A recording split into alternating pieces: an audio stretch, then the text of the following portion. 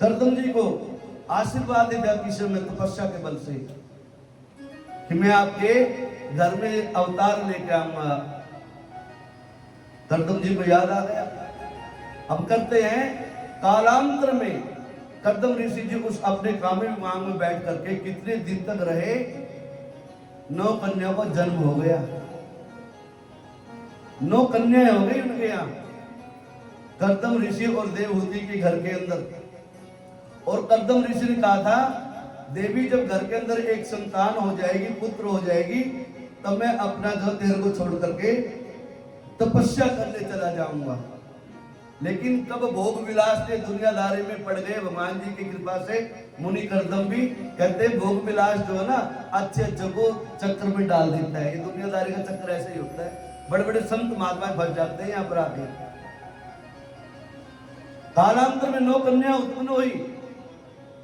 करदम कहने देवी अब मैं चलूं तपस्या करने के लिए कि महाराज ये तो 9 कन्या हैं, ये सब अपने पराई है, ये तो पराया धन है, मेरे पास रहेगा कौन, किसके सहारे रहूंगी, बुजुर्ग अवस्था है, बुढ़ापा किसके सहारे निकालूंगी।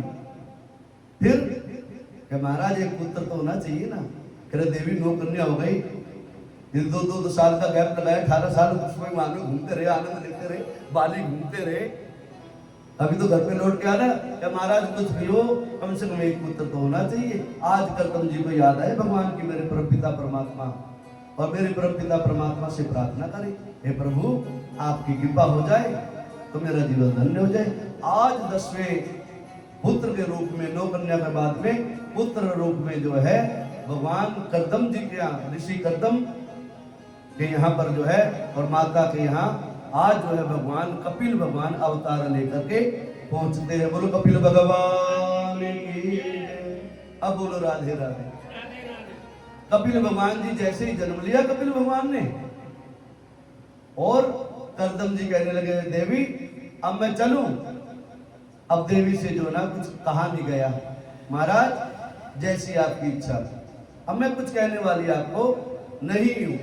आज भगवान की कृपा होती है करदम ऋषि के और माता देवहूति के ऊपर।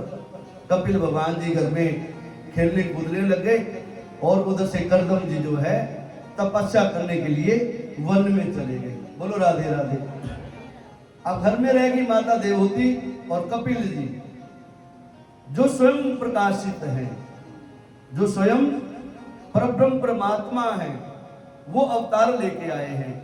आज माता के साथ में देवहूति के साथ में जो है करदम जी चर्चा करते हैं, वार्तालाप करते हैं, और माता देवहूति को 6 अध्याय में सांख्य शास्त्र की कथा सुनाते हैं।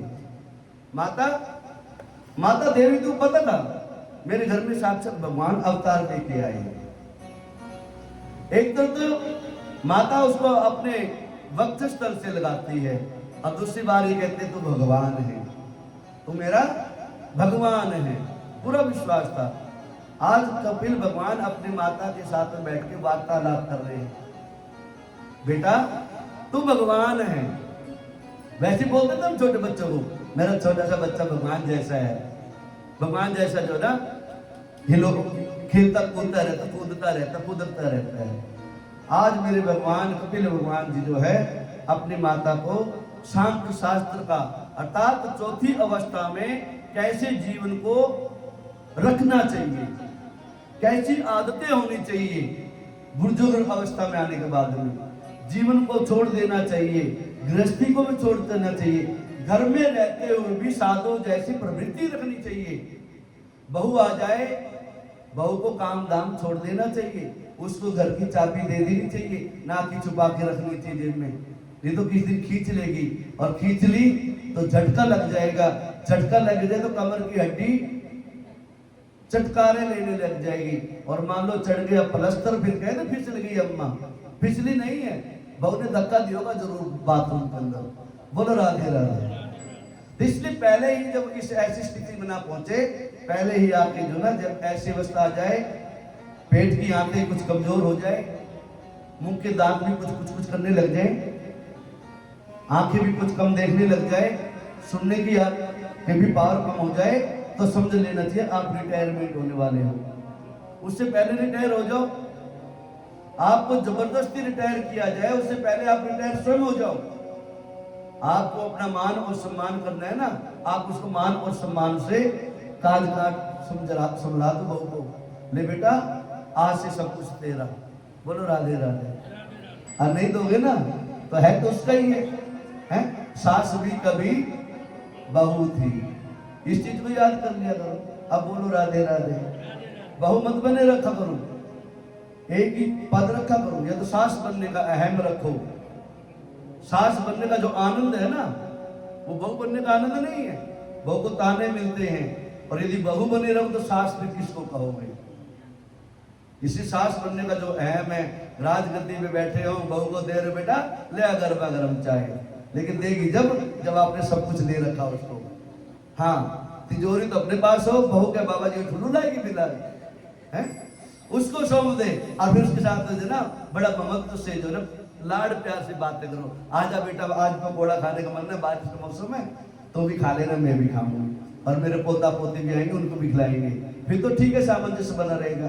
अरे कहोगे कि मेरे लिए हलवा बना दो और तुम चटनी खा लो, वो भी हरी मिर्च की, तो फिर सास बहू तो फिर जो है ना लाल मिर्च की बनाएगी, सासू को लगेगी तुझे मिर्ची लगी तो मैं फिर भी क्या करूं। अब बोलो राधे राधे, जोर से बोलो। तितिक्षवः कारुणिकः सुहृदा सर्वदेहिनां अजातशत्रवा शान्ता साधवा साधुभूषण। मां संत जैसी प्रवृत्ति धारण करो। कैसे होते साधु संत कैसे होते? तितिक्षवः भगवान को जाने की लालसा, भगवान को पाने की अंदर से भावना, भगवान को मानने की अंदर से जिज्ञासा, भगवान को पाने की अंदर की लालसा, और भगवान को निहारने की तृष्णा जब जीव के अंदर हो तो समझ लेना साधुओं की प्रवृत्ति आपके अंदर आ गई है। और ये काम नहीं है ना आपके अंदर कि दुनियादारी के चक्कर में अभी भी लगे रहना पड़ेगा, इधर उधर की करने में। छोटी बहू को बड़ी बहू की, बहू को छोटों को, तो बेटे को बड़े बहू की बड़े को उसको, ये अभी साधु नहीं बनोगे आप बुढ़ापा ऐसे निकाल दोगे, सारा बुढ़ापा दुख में कराने में चला जाएगा। फिर तितिक्षु बनो, भगवान को जानने की इच्छा जागृत करो।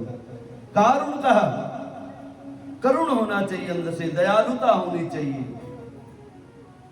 छोटा है बड़ा है, छोटी बहू बड़ी बहू है, कोई भी है, समदृष्टि रखो,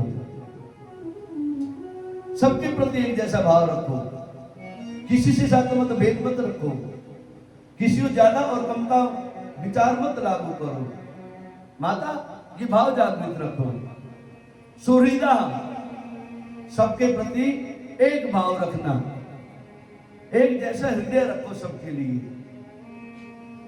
कोई 2 दिन रख ले, 2-4 दिन कहीं घुमाने ले जाए, ये मत लेना वो घुमा के ले जा रही है, उसका कोई स्वार्थ होगा।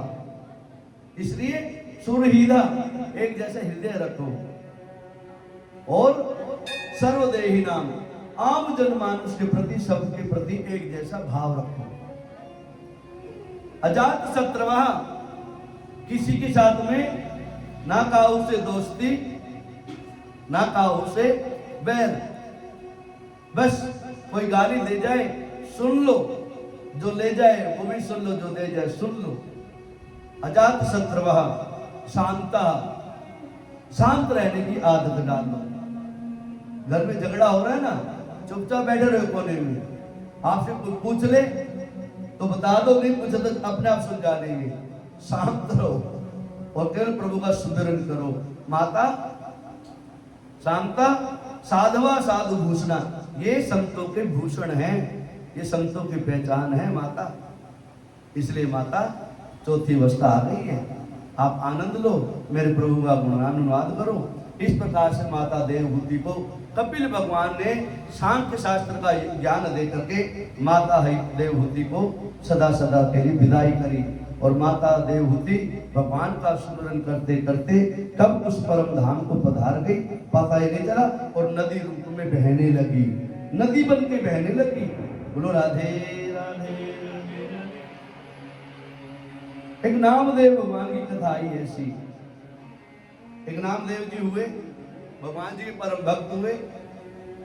वो भी हर जीव के अंदर भगवान को खोजते थे।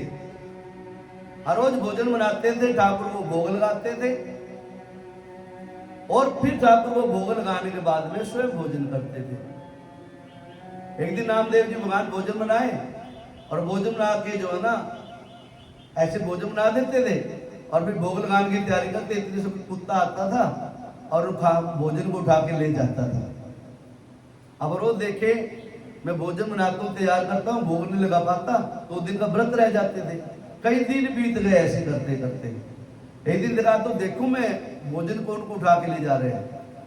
तो दिन जो भोजन बनाया और बैठ गई इंतजार करके, रोटी चौपड़ी नहीं थी जब तक, कुत्ता आके उठा के जाने लगा। अब नामदेव जी को कुत्ता उठा के ले गया। नामदेव ने कुत्ता नहीं समझा, उनका भगवान भोग उठा के स्वयं लेके जा रहे हैं। नामदेव जी को इतना विश्वास था कि जो भोजन बनाता हूं ये स्वयं भगवान पाते हैं, और जीव के अंदर भगवान की छवि निहारते थे वो। नामदेव जी पीछे पीछे भाग लिए, महाराज हे प्रभु ऐसे क्यों चले जा रहे हो, रोटी चौपड़ने तो दो, थाली में लगाने तो फिर भोग लगा लेना।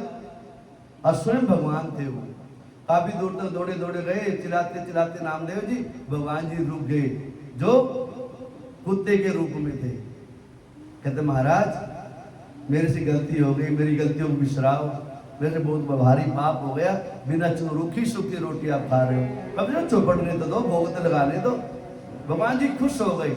अर्थात जिसका सरल हृदय होता है, निर्मल मन जन सो मोहि पावा, निर्मल मन जन सो मोहि पावा, सो मोहि पावा, मोहे मन चल चित्र न भावा, मोहि कपट चल चित्र न भावा, निर्मल मन जन सो मोहि पावा, सो मोहि पावा, मोहि कपट चल